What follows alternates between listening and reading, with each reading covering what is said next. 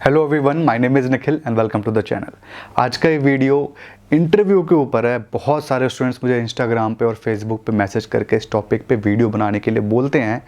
That's why आज मैं इस टॉपिक के ऊपर वीडियो बना रहा हूँ और हम डिटेल में डिस्कशन करने वाले हैं आज के इस वीडियो में कि कैसे आप इंटरव्यू को क्रैक कर सकते हो, चाहे वो गवर्नमेंट जॉब का हो, चाहे वो प्राइवेट जॉब का हो, चाहे वो आप फ्रेशर हो, किसी भी फील्ड के हो, आप किसी भी तरीके का इंटरव्यू आपको देना है। आज का ये वीडियो आपको बहुत ज़्यादा हेल्पफुल होने वाला है और आप इस वीडियो को पूरा देख के ज़रूर जाइएगा। तो हमारा आज का ये वीडियो 3 डिफरेंट स्टेजेस में डिवाइडेड है। सबसे पहला हमारा स्टेज है एटीट्यूड। इस स्टेज के अंदर हम देखने वाले हैं कि ऐसी कौन कौन सी चीज़ें हैं जो गारंटीड आपको किसी भी इंटरव्यू में सिलेक्ट होने से रोकती हैं और मोस्टली स्टूडेंट इसी स्टेज में रिजेक्ट हो जाते हैं, अगले स्टेज पे आ भी नहीं पाते। और इन चीज़ों को आप नहीं करते हो तो आपके सिलेक्शन होने के चांसेस भी बहुत ज़्यादा बढ़ जाते हैं। ये हमारा स्टेज 1। अब हम आते हैं स्टेज 2 के ऊपर। स्टेज 2 के अंदर हम देखने वाले हैं ऐसे कौन सी स्किल्स हैं जिसकी ज़रूरत आपको है इंटरव्यू को क्रैक करने के लिए और उन स्किल्स को कैसे डेवलप करें। इसके बाद हम आएंगे थर्ड स्टेज के ऊपर। थर्ड स्टेज में हम देखेंगे कि कौन कौन से क्वेश्चंस हैं जो मोस्ट आस्क्ड क्वेश्चंस हैं और उनके आंसर क्या हैं। और इस वीडियो में मैं आपको एक ऐसी बुक के बारे में ही बताने वाला हूं जो कि फ़िलहाल one of the best book है इंटरव्यूज़ को क्रैक करने के लिए, और इस वीडियो को बनाने में भी उस बुक ने काफ़ी ज़्यादा हेल्प किया है। तो चलिए हम अपने टॉपिक को स्टार्ट करते हैं सबसे पहले स्टेज से, जो कि है एटीट्यूड। फर्स्ट स्टेज का हमारा जो सबसे पहला टॉपिक है जिसको आपको अवॉइड करना है वो है आपका शॉर्ट टर्म इंटेंशंस। तो फ़र्क नहीं पड़ता आप कितने टैलेंटेड हो, अगर आपने इंटरव्यूअर को ये दिखा दिया कि आपके शॉर्ट टर्म गोल्स हैं उस कंपनी के अंदर, तो आपको सिलेक्ट नहीं करेगा। गवर्नमेंट जॉब के लिए आप कर रहे हो या फिर प्राइवेट जॉब के लिए कर रहे हो, आपको यही दिखाना है इंटरव्यूअर को कि आप बहुत लंबा यहाँ पे फ्यूचर देखते हो इस कंपनी के अंदर, आप इस कंपनी में ग्रो करना चाहते हो। 5 साल, 10 साल, 20 साल का आप फ्यूचर देखते हो इस कंपनी के अंदर, इसीलिए आप यहाँ पे इंटरव्यू देने के लिए आए हो। तो ये one of the most important thing है जो आपको याद रखना है। अगर आप मुझे पूछोगे तो इस पूरे वीडियो में सबसे इंपॉर्टेंट कोई चीज़ है तो यही है। शॉर्ट टर्म गोल्स नहीं, थोड़े स्किल्स कम हो गए चलेगा, एक्सपीरियंस कम होगा चलेगा, बट अगर आप फ्यूचर दिखा रहे हो उसको कि मैं आपकी कंपनी में बहुत लंबा काम करना चाहता हूं, तो वो आपको ही सिलेक्ट करेगा बाकी लोगों के कंपैरिजन में। इसके बाद हम आते हैं सेकंड टॉपिक, जो कि है एंगर इशू। अगर आप में कोई एंगर इशू है, होने में कोई प्रॉब्लम नहीं है, हो सकता है आप में बहुत सारे इश्यूज हो, बट वहां पर आपको नहीं दिखाना, ना ही आपने किसी क्वेश्चन के जवाब में आपको बताना है कि मेरी वीकनेस है एंगर, या और किसी भी तरीके से ये नहीं दिखाना है, वहां पर सिंबलाइज नहीं करना है कि एंगर आपके अंदर एक इशू है। तो एंगर इशू को बिल्कुल भी नहीं दिखाना है। थर्ड हमारा टॉपिक है लेजीनेस। अगर लेजीनेस आपके अंदर है, कोई बात नहीं, होने दीजिए, लेकिन एम्प्लॉयर को पता नहीं चलना चाहिए, आपकी हरकतों में नहीं पता चलना चाहिए, आप इंटरव्यू में टाइम से नहीं पहुंच रहे हो। कई सारी चीज़ें हैं जो आपके लेजीनेस को दिखाती हैं। आपके डॉक्यूमेंट्स हैं वो ठीक से लाइन अप नहीं है, आप ढूंढ रहे हो, तो आपके अंदर लेजीनेस है। तो ये चीज़ें ऐसी हैं जिसके बारे में एम्प्लॉयर को पता चलता है तो बहुत ही बैड इफेक्ट पड़ता है, अच्छी स्किल्स के बावजूद आपका सिलेक्शन नहीं हो पाता। अब हमारा नेक्स्ट पॉइंट है ओवर एम्बिशियस। अगर आप एम्बिशियस हो, अच्छी बात है, आप वहाँ पे इंटरव्यूअर को बता सकते हो, बट ओवर एम्बिशियस होना कि मैं अपना स्टार्टअप करना चाहता हूँ, मैं यहाँ से सीख करके इसी टाइप का बिजनेस आगे करना चाहता हूँ, आप ये चीज़ें वहाँ पे शेयर नहीं कर सकते। ऐसे लोगों को कोई भी हायर नहीं करता। आपको उसी कंपनी के अंदर अपने लॉन्ग टर्म गोल्स दिखाने हैं, एल्स वो ओवर एम्बिशियस लोगों को हायर नहीं करेंगे। और हमारा नेक्स्ट पॉइंट है जो कि एम्प्लॉयर के लिए नहीं है, वो आपके लिए है, वो है आप अटैच ना हो किसी भी जॉब से। कोई बहुत बड़ी कंपनी में आप इंटरव्यू देने जा रहे हो, आप बिग 4 फर्म में जा रहे हो, या फिर और कहीं पे भी जा रहे हो, या फिर आप सरकारी के अंदर भी IBPS का आप देने जा रहे हो, या फिर रेलवे का देने जा रहे हो, और आप बहुत ज़्यादा अटैच हो चुके हो, आप सपने ले चुके हो कि मेरी जॉब लग जाएगी तो मैं XYZ चीज़ें करूँगा, आप लोगों को बता चुके हो, तो ऐसे अटैचमेंट्स क्रिएट नहीं करने हैं। जब आप अटैचमेंट्स क्रिएट करोगे, आप पे प्रेशर आएगा और इंटरव्यू पे आप परफॉर्म नहीं कर पाओगे। तो अटैचमेंट्स क्रिएट नहीं करने। अगर आपका इंटरव्यू में सिलेक्शन होता है बहुत अच्छी बात है, नहीं होता है वो भी बहुत अच्छी बात है, और कहीं पे आपका चांस लगेगा, तो आपको अटैच नहीं करना है खुद को और अपने ऊपर प्रेशर क्रिएट नहीं करना है। तो ये थी हमारे स्टेज 1 के ऐसे पॉइंट्स जो बहुत ज़्यादा ज़रूरी है। अगर ये बेसिक चीज़ें आपके पास नहीं है, आप इंटरव्यू में आगे बढ़ ही नहीं पाओगे। वो आप में इंटरेस्ट ही नहीं दिखाएगा, वो अपने फ़ोन पे काम करने लगेगा या फिर कुछ भी करने लगेगा, आपसे क्वेश्चन भी नहीं पूछेगा, क्योंकि वो आप में इंटरेस्टेड ही नहीं है, क्योंकि उसने आप में एंगर इश्यूज़ देख लिए हैं या और भी कोई बेसिक इश्यूज़ देख लिए हैं जिसको कोई भी पसंद नहीं करता। तो ये देख लिया हमने स्टेज 1। अब हम आते हैं स्टेज 2 के ऊपर। जो स्टेज 2 है हमारा, उसके अंदर हम देखने वाले हैं कि कौन कौन से स्किल्स की रिक्वायरमेंट है आपको किसी भी इंटरव्यू को क्रैक करने के लिए, और उन स्किल्स को कैसे एक्वायर करें, कौन कौन सी चीज़ें हैं जो इंपॉर्टेंट है उन पर्टिकुलर स्किल्स के अंदर। और ये पर्टिकुलर सेक्शन बहुत इंपॉर्टेंट है। जो फर्स्ट स्टेज से पास हो जाते हैं, जो बेसिक स्टेज, अगर आपके अंदर वो चीज़ें नहीं हुई ना, तो इंटरव्यूअर आप में इंटरेस्ट ही नहीं दिखाएगा, वो आपसे क्वेश्चन ही नहीं पूछेगा। तो स्टेज 2 के अंदर आप जब आते हो तो आप एडवांस लेवल पे हो और इंटरव्यूअर आप में इंटरेस्टेड है, और अब वो आपके अंदर स्किल्स चेक करने वाला है। और जो बुक मैंने आपको बताया था, the unparalleled road map by Uday Sonthalia, वो बुक के अंदर मुझे सबसे अच्छी बात यही लगी कि उसके अंदर पहला जो आपका पूरा का पूरा जो चैप्टर है वो सिर्फ और सिर्फ इसी चीज़ के ऊपर है कि क्या स्किल्स रिक्वायर्ड है एम्प्लॉयर को, और सिर्फ एम्प्लॉयर को नहीं, एक एंटरप्रेन्योर को भी। और जब आप नौकरी करने लगोगे ना, तो उसके अंदर भी आप कैसे प्रमोशन लेते हो, वहाँ पर भी वो चीज़ें हेल्प करेंगी। तो कौन कौन से स्किल्स रिक्वायर्ड है वो आपका पहला चैप्टर हो गया। और उसके बाद सेकेंड चैप्टर, मतलब एक चैप्टर के अंदर बहुत सारे टॉपिक्स हैं, सेकेंड चैप्टर के अंदर भी बहुत सारे टॉपिक्स हैं, और उसके अंदर ये बताया गया है कि जो स्किल्स आपने पहले चैप्टर में पढ़े उनको अचीव कैसे किया जाए, जो कि मुझे बहुत अच्छा लगा कि स्किल्स बताया और उसको अचीव करने का बताया उसके सेकेंड पार्ट के अंदर। तो काफ़ी अच्छी किताब है। अगर आप लोग इंटरेस्टेड होगे इंटरव्यू के लिए, आप सीरियस हो, जो कि सब ऑब्वियसली किसी न किसी स्टेज पे आपको इंटरव्यू तो देना ही है, तो लिंक डिस्क्रिप्शन में अवेलेबल है, आप उस बुक को परचेस कर सकते हो। काफ़ी अच्छी बुक है ये। तो जो बुक के बारे में आपको बता रहा था वो ये है, the unparalleled road map by Uday Sonthalia. अच्छी किताब है, आप डेफिनेटली एक बार पढ़ सकते हो। इंटरव्यू में अगर आप इंटरेस्टेड हो, कोई इंटरव्यू आ रहा है, या फिर ऑब्वियसली इंटरव्यू तो सबको देना होता है नौकरी के लिए, तो उसके लिए काफ़ी अच्छी किताब है। लिंक डिस्क्रिप्शन में अवेलेबल है, आप चेकआउट ज़रूर कर सकते हो। तो आप ये वीडियो तो देख रहे हो, इंटरव्यू तो दोगे ही, लेकिन अगर आपको साथ में अपनी सरकारी नौकरी के अपडेट्स चाहिए, job updates, admit card, result, हर चीज़ के अपडेट्स चाहिए, तो नो और निखिल ऐप है मेरा, उसको आप डाउनलोड कर सकते हो। लिंक डिस्क्रिप्शन में अवेलेबल है। इंटरव्यू भी आजकल 2 टाइप के हो गए हैं। एक होता है आपका टेलीफोनिक इंटरव्यू, दूसरा आपका होता है पर्सनल इंटरव्यू, जो कि मोस्ट फेमस है, जिसके ऊपर ये वीडियो है। टेलीफोनिक इंटरव्यू के अंदर बहुत ज़्यादा चीज़ें रिक्वायर नहीं होती हैं। बेसिक 3 चीज़ें होती हैं जो वैसे किसी भी इंटरव्यू के अंदर रिक्वायर होती है। सबसे पहला है आपका कम्युनिकेशन स्किल्स, उसके बाद है आपका नॉलेज, उसके बाद है आपका कॉन्फिडेंस। कॉन्फिडेंस का फिलहाल गेम नहीं होता आपका टेलीफोनिक इंटरव्यू में, वो सिर्फ और सिर्फ देखना चाहता है कि आपकी नॉलेज कितनी है। आप अपनी नॉलेज को सामने वाले को तभी बता पाओगे जब आपकी कम्युनिकेशन स्किल्स अच्छी होगी, आप अपने नॉलेज को कम्युनिकेट कर पाओगे। तो नॉलेज प्लस कम्युनिकेशन स्किल, सिर्फ यही 2 चीज़ें होती हैं जो आपके टेलीफोनिक इंटरव्यू में देखी जाती हैं। ये हो गया टेलीफोनिक इंटरव्यू। हमारे जो अगला टाइप का इंटरव्यू है जो कि पर्सनल इंटरव्यू, उसके अंदर भी ये 2 चीज़ें तो कॉमन है, प्लस एक चीज़ और ऐड अप होती है जो कि है कॉन्फिडेंस। कॉन्फिडेंस और कम्युनिकेशन स्किल्स बहुत ज़्यादा लिंक्ड अप है एक दूसरे से, ये एक दूसरे के साथ चलते हैं।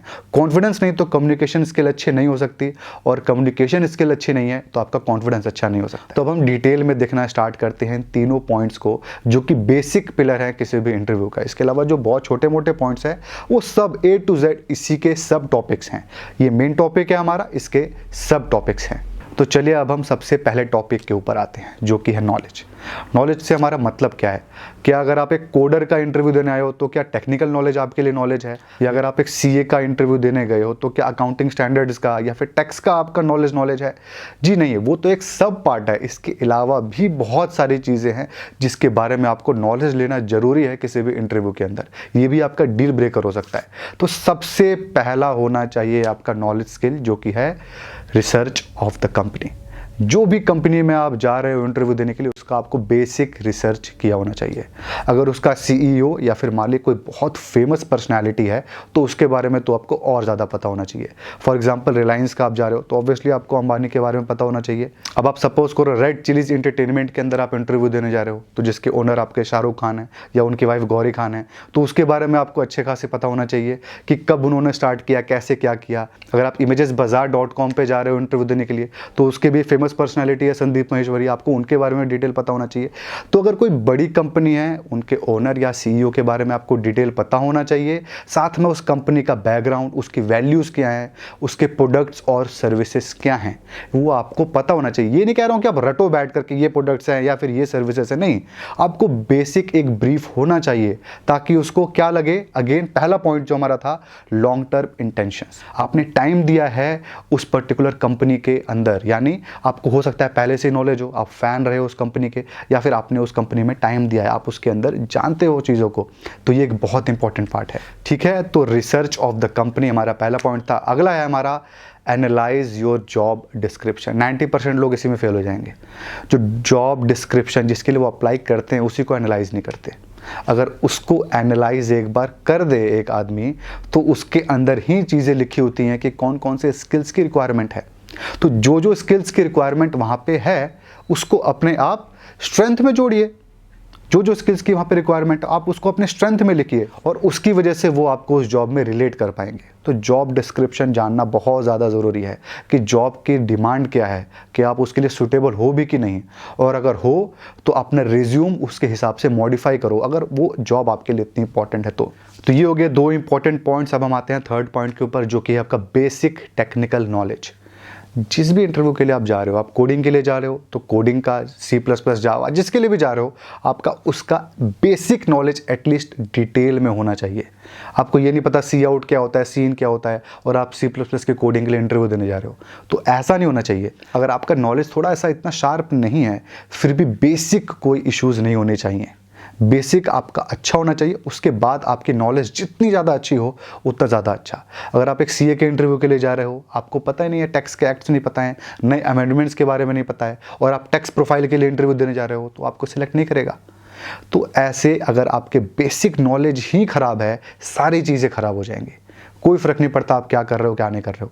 तो बेसिक नॉलेज आपको बहुत ज़्यादा डेवलप करने की ज़रूरत है। तो बेसिक नॉलेज बहुत ज़्यादा ज़रूरी है। आप मार्केटिंग का इंटरव्यू देने के लिए गए हो, किसी ने पूछ लिया 7 P's ऑफ मार्केटिंग बताइए, आपको नहीं पता है। फिलिप कोटलर के बारे में पूछ लिया, आपको नहीं पता है। तो ऐसे बेसिक स्ट्रक्चर के इश्यूज़ नहीं होने चाहिए। हर चीज़ अच्छी हो, यहाँ पर आप फेलियर हो जाओगे। तो बहुत ज़्यादा ज़रूरी है आपका नॉलेज शार्प होना जिस इंटरव्यू के लिए आप जा रहे हो, जो बेसिकली काम आपको करना है। अब हमारा जो नेक्स्ट पॉइंट पे आते हैं, ये हमारा लास्ट पॉइंट है, वो है prepare for the potential question. मतलब जो क्वेश्चन इंटरव्यूअर आपको पूछेगा, बहुत ज़्यादा चांसेस हैं, उसको पहले से ही प्रिपेयर करो और प्रैक्टिस करके रखो। हमारा स्टेज 3 याद है, मैं आपको क्वेश्चंस बताऊंगा। जो जनरल 4 से 5 क्वेश्चंस हैं जो पूछे जाते हैं आपसे, वो आपको आंसर पहले से प्रिपेयर होना चाहिए। और जो बुक मैंने आपको रिकमेंड किया है, the unparalleled road map by Uday Sonthalia, उसके अंदर आपके पास पूरे क्वेश्चंस का एक चैप्टर ही है कि कौन कौन से क्वेश्चंस आपके पास एग्जामिनेशन में आते हैं, जो कि हम स्टेज 3 में ऑब्वियसली देखने वाले हैं। उनके सॉल्यूशन लिखे हुए हैं और लिखा हुआ है कि किस टाइप का आंसर एम्प्लॉयर को चाहिए, जो इंटरव्यूअर है उसको चाहिए। तो वो एक बहुत अच्छी बात है इस बुक की, जो कि मैंने इस पॉइंट को उसी से उठाया है। तो हमने देख लिया नॉलेज पार्ट को, अब हम आते हैं अगले पार्ट पे, जो कि है कॉन्फिडेंस। तो कॉन्फिडेंस के अंदर हमारा जो सबसे पहला पॉइंट है वो है हमारा ग्रैटिट्यूड। ग्रैटिट्यूड इंटरव्यू के लेके आपका नॉर्मल लाइफ में भी आपके पास होना चाहिए सबके प्रति। तो जब भी कोई आपके लिए दरवाज़ा खोल रहे, आप उसके तरफ थैंकफुल हो, या फिर आपका टोटल ये नहीं कि सिर्फ इंटरव्यूअर के लिए कि आप इंटरव्यू जो ले रहा है बस उसको आप थैंक्स कर रहे हो और बाकी किसी को नहीं। जब आप उस परमाइसेस में घुस रहे हो, उस कंपनी ऑफिस में घुस रहे हो, सबके प्रति आपको अच्छा व्यवहार करना है और थैंकफुल रहना है, क्योंकि पता नहीं कब कौन कहाँ टकरा जाए। तो आपका बिहेवियर काफ़ी ज़्यादा सेटल होना चाहिए। तो ये एक इंपॉर्टेंट पार्ट है। सेकंड पॉइंट में हम आते हैं, जो कि आपको इंटरव्यू के वक्त करना है, वो है आपका eye contact. Eye contact lose नहीं होना चाहिए। इसका मतलब ये नहीं कि किसी को आप ऐसे घूरे जा रहे हो आंख में आंख डाल के, वैसा नहीं। किसी को चैलेंज नहीं करना है हमें।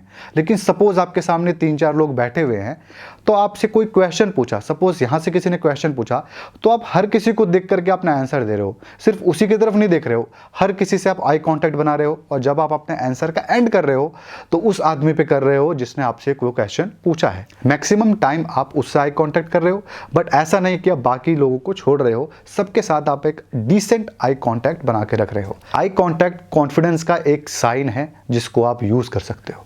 सेकेंड पॉइंट है कॉन्फिडेंस का, आपको जो कि आपको कॉन्फिडेंस को बिल्ड करने के लिए, इंप्रूव करने के लिए one of the best solution है, वो कि है प्रैक्टिस इंटरव्यू। इंटरव्यू को प्रैक्टिस करना बहुत ज़्यादा ज़रूरी है। कभी आप किसी एक्टर को देखोगे ना, उसका इंटरव्यू देखोगे कि वो कैसे अपने एक्टिंग स्किल्स को इतना बढ़ाया, तो वो सिंपल बोलेगा भाई प्रैक्टिस करके। मैंने प्रैक्टिस किया है, 3 महीना 4 महीना 1 साल उस रोल के लिए मैंने प्रैक्टिस किया है, रिहर्स किया है, इसलिए मैं उसमें बेटर हूँ। तो जब आप इंटरव्यू के लिए जा रहे हो तो आपको प्रैक्टिस करनी है। जो क्वेश्चंस मैं आपको स्टेज 3 के अंदर बताऊंगा, जो बुक के अंदर भी अवेलेबल है, वो आप प्रैक्टिस करो। जो क्वेश्चंस नॉर्मली आपको आस्क होते हैं किसी भी इंटरव्यू में, आप उनकी प्रैक्टिस करो बोल बोल के। मिरर के अंदर भी खुद को देख के एक इफेक्टिव तरीका है, बट मैं उससे ज़्यादा इफेक्टिव मानता हूँ किसी एक बंदे के सामने, आप अपने फ्रेंड के सामने, भाई के सामने, पेरेंट्स के सामने आप उसको बोलो। स्पेशली अगर सामने वाला आपसे ज़्यादा नॉलेज रखा है ना, तो उसके सामने बोल के देखो, आपको बहुत ज़्यादा हेल्प मिलेगा। 20 बार, 30 बार, 50 बार, 100 बार आप प्रैक्टिस करें इंटरव्यू का। इसके अलावा जहाँ पर भी आपको इंटरव्यू देने का मौका मिलता है आप दीजिए, उससे आपका बहुत ज़्यादा कॉन्फिडेंस बिल्ड होगा। अगर आपको इस वीडियो से फ़ायदा मिल रहा होगा, कुछ भी आपको अच्छा लग रहा होगा ना, प्लीज़ चैनल को ज़रूर सब्सक्राइब करना ऐसे एजुकेशनल कंटेंट के लिए। तो प्रैक्टिस बहुत ज़्यादा करनी है। प्रैक्टिस के बाद आते हैं हम थर्ड पॉइंट पे, जो कि है बॉडी लैंग्वेज। बॉडी लैंग्वेज आपका अच्छा होना ज़रूरी है। आपके शर्ट या पैंट अच्छे से प्रेस्ड होने चाहिए, आपका बॉडी पोस्चर एकदम स्ट्रेट होना चाहिए, लो कॉन्फिडेंट आदमी के जैसे नहीं होना चाहिए। आप जब वहाँ पे बैठ रहे हो तो ऐसा नहीं कि शूज़ में से आवाज़ें निकल रही हैं, जो चेयर आप पीछे खींच रहे हो उसके अंदर से आवाज़ें आ रही हैं, आप उसको अच्छे से उठा के रखिए। लगना चाहिए कि आप एक डिसेंट आदमी हो, आप कोई एग्रेसिव आदमी नहीं हो, या फिर आप एकदम केयरलेस आदमी नहीं हो, आप एक सीरियस कैंडिडेट हो, आप सीरियसली इस जॉब को चाहते हो। तो हमारा लास्ट पॉइंट है वो है रिहर्स एक्सप्लेनिंग योर रिज्यूम। ये बहुत इंपॉर्टेंट पॉइंट है। मैं बीच में इसलिए रखा हूँ ना, स्टार्टिंग से लोग तो चले जाएंगे, लेकिन जो यहाँ पर बचेंगे देखने वाले, उनको बहुत ज़्यादा नॉलेज मिलेगा। जो रिज्यूम है ना आपका, उसको एक्सप्लेन करना आपको आना चाहिए, हर एक एक पॉइंट। अगर वो कोई चीज़ पूछ लेता है आपसे, ऐसा नहीं होना चाहिए कि आप स्टक हो गए। वो आपका रिज्यूम है, आपने बनाया, उसने नहीं बनाया, और आप उसके अंदर स्टक हो जाओगे तो आप बहुत बड़े बेवकूफ़ लगोगे। तो जो आपका रिज्यूम है उसके अंदर हर एक चीज़ को आपको एक्सप्लेन करना है। परसेंटेज कम आए, क्यों आए, ज़्यादा आ गए, क्या किया था ज़्यादा आने के लिए, यहाँ पर आपने किया, अपनी अप्रेंटिसशिप की, कहीं पे आपने ट्रेनिंग ली, कहीं पे एक्सपीरियंस लिया, या कोई एक्सपीरियंस नहीं है तो वो क्यों नहीं है, क्यों नहीं लिया, या कहीं से ट्रेनिंग नहीं ली। हर एक तरीके के क्वेश्चंस का आंसर जो रिज्यूम से रिलेटेड है वो आपको आने चाहिए। रिज्यूम को एक्सप्लेन करना आपके एकदम टंग पे होना चाहिए। सेकंड पॉइंट मैं इसके अंदर ऐड करना चाहता हूँ कि जो आपके डॉक्यूमेंट्स हैं वो वेल मेंटेन्ड होने चाहिए। अगेन याद है, पहला जो मैंने स्टेज बताया था लेजीनेस, वो यहाँ पर भी लगता है। जो आपका रिज्यूम के साथ डॉक्यूमेंट्स है, वो नहीं कि आप ढूंढ रहे हो, कोई डॉक्यूमेंट आपसे पूछ भी लिया या मांग भी लिया तो आप ढूंढ रहे हो बैठ कर कि कहाँ गया नहीं। सिंगिंग कंपटीशन में फर्स्ट आए थे, आपको पता होना चाहिए कि वो कहाँ पर है। सारे आपके एक्टिविटीज़ के सर्टिफिकेट्स लास्ट में लगे हैं और आपके एजुकेशन वाले ऊपर लगे हैं, तो आपको पता होना चाहिए कहाँ पे क्या चीज़ें हैं सिस्टमैटिक रूप से। तो ये हो गया हमारा कॉन्फिडेंस का पार्ट। इससे आपका कॉन्फिडेंस बिल्ड होता है, आप वहाँ पे ऐसे हड़बड़ाते हुए नहीं लगोगे। इसके अलावा कॉन्फिडेंस का इम्प्रूव करने के लिए हमारे कम्युनिकेशन स्किल है। तो हमारे थर्ड पॉइंट पे हम आते हैं, जो कि है कम्युनिकेशन स्किल। कम्युनिकेशन स्किल को समझना बहुत ज़्यादा ज़रूरी है। सबसे पहला पॉइंट जो है मैं आपको बताता हूँ, जो one of the most important point है और लोग इसे भूल जाते हैं। जो इंटरव्यू होता है ना, वो बेसिकली कोई स्पीच नहीं देनी है आपको वहाँ पे, कि आपको इंग्लिश लैंग्वेज में आकर के कहीं पे स्पीच देनी है, नहीं। वहाँ पर एक कम्युनिकेशन हो रहा है। आप कुछ बोलोगे, सामने वाला कुछ बोलेगा, वो कुछ क्वेश्चन पूछेगा, आप कुछ आंसर करोगे, आपके आंसर से कुछ क्वेश्चन निकलेगा और वो उससे कुछ और पूछेगा, आप फिर कुछ आंसर दोगे। तो ये एक कम्युनिकेशन है, वहाँ कोई स्पीच नहीं देनी। आपको कोई 15 मिनट का लगातार कुछ नहीं बोलना है। आपको जो उसने पूछा, जो इंटरव्यूअर आपसे पूछता है, आप उसका आंसर करिए, कम्युनिकेशन को बनाए रखिए, उसको अट्रैक्टिव रखिए, ताकि आप कम्युनिकेट कर रहे हो सामने वाले से, ये नहीं कि आपका कम्युनिकेशन एंड हो जा रहा है या फिर आप एक स्पीच दे रहे हो 10 मिनट की। तो ऐसा अवॉइड करना है आपको। तो हम आते हैं सेकंड पॉइंट के ऊपर। सेकंड पॉइंट है लैंग्वेज के ऊपर। इंटरव्यूअर जिस लैंग्वेज में आपसे क्वेश्चन पूछता है, सपोज उसने हिंदी में क्वेश्चन पूछा, तब आपको इंग्लिश में आंसर नहीं करना है। अगर वो हिंदी में कम्युनिकेट करना चाहता है तो आप भी हिंदी में कम्युनिकेट करिए। अगर वो हाथ बढ़ाता है तो आप भी हाथ बढ़ाइए, आप पहले हाथ मत बढ़ाइए। तो जिस लैंग्वेज में सामने वाला क्वेश्चन पूछेगा, अगर आपकी इंग्लिश वीक है, सामने वाला हिंदी में पूछ रहा है तो आप हिंदी में आंसर करिए। और अगर आपकी इंग्लिश बहुत वीक है, सामने वाला इंग्लिश में आपसे क्वेश्चन पूछता है, तो आप मिक्स लैंग्वेज का यूज़ करिए, क्योंकि वहाँ पे कोई इंग्लिश के कंपटीशन नहीं होने वाला। और यही हमारा थर्ड पॉइंट है, it's okay to be incorrect. Grammatically कोई मिस्टेक होता है आपका लैंग्वेज में, वो ठीक है, वहाँ कोई ग्रामर की कंपटीशन में आप नहीं जा रहे हो, अनलेस और अनटिल आप इंग्लिश के टीचर का इंटरव्यू देने ना जा रहे हो।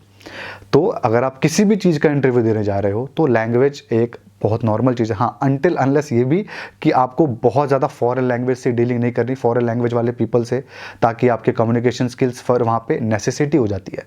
अगर अमेरिकन से डील करना है या फिर यूके वालों से डील करना है तो वहाँ पे नेसेसिटी हो गई, तो वो आपको फिर एक नॉलेज वाले पार्ट के अंदर फिर वो आ जाता है। बट यहाँ पर ग्रामेटिकली मिस्टेक होता है। आप कॉन्फिडेंट रहिए थ्रू आउट द कम्युनिकेशन, छोटी मोटी गलतियों को सब इग्नोर कर देते हैं। ग्रामेटिकली मिस्टेक से डरिए मत, स्टक मत हो जाइए वहाँ पे, ठीक है। अगर आपकी इंग्लिश बहुत वीक है, हिंदी ही आपकी प्राइमरी लैंग्वेज है, तो वहाँ पर आप हिंदी में भी बोलना बीच में स्टार्ट कर सकते हैं। अगर वो भी कंफर्टेबल हुए, उनको ये चीज़ समझ में आए, तो वो अपने आप ही आपसे हिंदी में क्वेश्चन पूछना स्टार्ट कर देंगे, ठीक है। तो ये हो गया हमारा कम्युनिकेशन का पार्ट।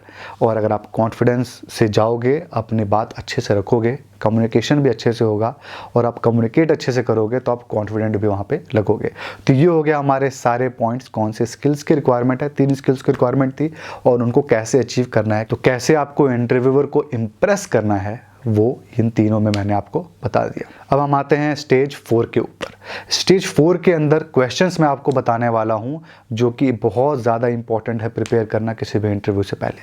किसी भी इंटरव्यू के आप इन क्वेश्चंस को प्रिपेयर करके रखो।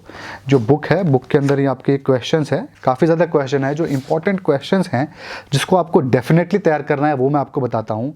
सबसे पहला है tell me something about yourself, या फिर इंट्रोड्यूस योर सेल्फ। इस क्वेश्चन का आंसर जो है वो मोस्टली स्टूडेंट अपने बारे में कुछ कुछ चीज़ें बताते हैं। बेसिकली जो इंटेंशन है ना आपके इंटरव्यूअर का, वो आपके बारे में जानना नहीं है। जो रिज्यूम में आपके बारे में सब कुछ लिखा हुआ है, आपके एजुकेशन के बारे में भी लिखा है, हर चीज़ लिखी हुई है।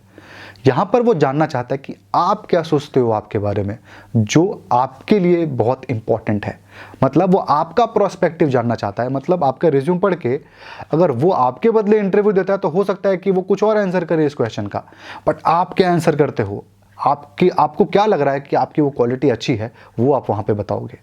तो वो आपको समझना है। अगेन, जॉब डिस्क्रिप्शन से देखना है। इस बुक के अंदर भी चीज़ें लिखी हुई हैं, बहुत ज़्यादा लिखी हुई हैं। आप इस बुक को भी पढ़ सकते हो, जिससे आपको बहुत ज़्यादा हेल्प मिलेगा। तो हमारा क्वेश्चन था पहला, यही था, tell me something about yourself. Second है, what are your strength and weaknesses. Strength और वीकनेस के अंदर हमको स्ट्रेंथ ऐसा भी नहीं बताना है कि जो कि लगे ही ना आपके अंदर कि अच्छा ये इसके अंदर तो नहीं है, क्योंकि बाकी चीज़ों में वो नहीं दिख रहा। वीकनेस ऐसा नहीं बताना कि मैं बहुत ज़्यादा आलसी हूँ, कुछ भी नहीं करता, मुझे गुस्सा आ जाता है, मैं कभी भी लड़ाई कर लेता हूँ। या फिर आप और कोई ऐसी वीकनेस बता रहे हो जो कि अच्छी नहीं है, जो कि इम्प्रूव नहीं की जा सकती। तो वीकनेस ऐसी बतानी है जिसको इम्प्रूव कर सकते हो। सपोज मुझे भूलने की बीमारी है, तो ऐसा नहीं बोलना कि मुझे बहुत ज़्यादा भूलने की बीमारी है। ऐसा बोल सकते हो जैसे कि अगर आपके नॉलेज सेक्शन अच्छा नहीं गया, वहाँ पे आपने कुछ पॉइंट्स मिस कर दिए, कुछ टेक्निकल क्वेश्चन के आंसर नहीं दिए, तो वीकनेस के अंदर आप बोल सकते हो कि कभी कभी मैं प्रेशर के अंदर आकर के चीज़ें भूल जाता हूँ, बट मैं अपने पास एक डायरी मेंटेन करता हूँ। मेरे पास एक डायरी है, आप डायरी निकाल के दिखा सकते हो, कोई भी एक नकली बना के चल लो कि इस डायरी के अंदर जो भी मैं चीज़ें भूलता हूँ मैं यहाँ पे नोट करता हूँ। तो आपने बताया वीकनेस और उसका आपने सोल्यूशन भी बता दिया कि ये सोल्यूशन तो मैं लेके चल रहा हूँ। तो इस तरीके से आपका ये क्वेश्चन काउंटर हो गया। तो एक ये इंपॉर्टेंट क्वेश्चन था। और इसके बाद नेक्स्ट है आपका, why do you want to work with this company. तो उसके बारे में अगेन मैं आपको बताया, कंपनी के बारे में नॉलेज होना ज़रूरी है ताकि इस क्वेश्चन का आंसर दे पाओ। उसके बाद क्या था, what makes you stand out. ये भी बहुत अच्छा क्वेश्चन है, इसके बारे में अच्छा एक्सप्लेन किया हुआ है, आप इस बुक को देख सकते हो। How much salary do you expect. ये सैलरी का वाला क्वेश्चन तब आता है जब वो ऑब्वियसली आप में इंटरेस्टेड होता है। उसके बाद, why do you want to leave your current company. तो ये कुछ क्वेश्चंस थे जो मुझे बहुत अच्छे लगे इस बुक के, the unparalleled road map by Uday Sonthalia. काफ़ी अच्छी किताब है, इस बुक से काफ़ी हेल्प मिला इस वीडियो को बनाने के लिए भी मुझे। तो डेफिनेटली आप इस बुक को चेकआउट कर सकते हो। इंटरव्यू के बारे में मैंने सारी चीज़ें बता दी हैं आपको, बहुत अच्छा खासा रिसर्च लगा है। तो प्लीज़ अगर आपको इस वीडियो से फ़ायदा मिलेगा, सब्सक्राइब करना, अपने फ्रेंड्स के साथ भी शेयर करना। तो बस यही था आज के वीडियो में। आई होप आपको इस वीडियो से फ़ायदा मिला होगा। अगर आपको इस वीडियो से फ़ायदा मिला तो आप इस वीडियो को लाइक ज़रूर करें, कमेंट करें अपने राउट को, और अगर आपको ऐसा और वीडियोज़ देखने होंगे तो आप इस चैनल को भी जरूर सब्सक्राइब करें। Thank you.